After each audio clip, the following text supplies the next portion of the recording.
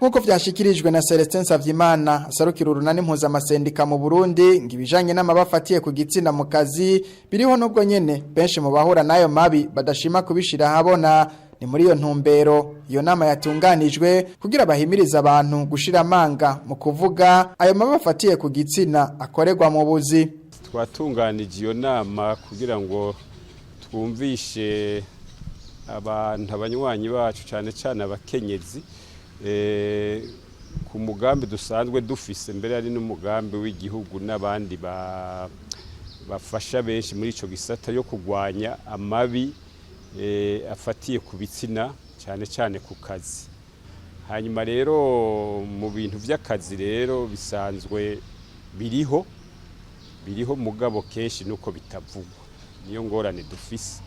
Rero muri mu ntumbero y'iyo nama nuko abantu bayijemwo bojijuka ko n'abaserukira abandi bakajijuka bakabiraho bakorera bakumvisha abo baserukira yuko ivyo bintu aho bibaye bogerageza bakavyiyamiriza bakongera bakabivuga kugira bihagarare byongere bihano.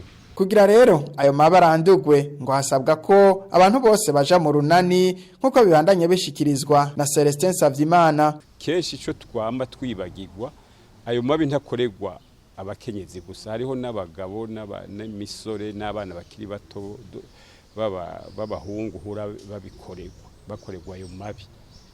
Hanyuma rero nico gituma twe dusaba yuko mu kubigwanya twese twunga urunani, abakenyezi abagabo twese tukaja hamwe kugira ngo dushobore kubigwanya, kuko nta kuvuga ati n'abakenyezi gusa bo bigwanya abagabo ntibabe basinda bibazgoya no kuja hamwe.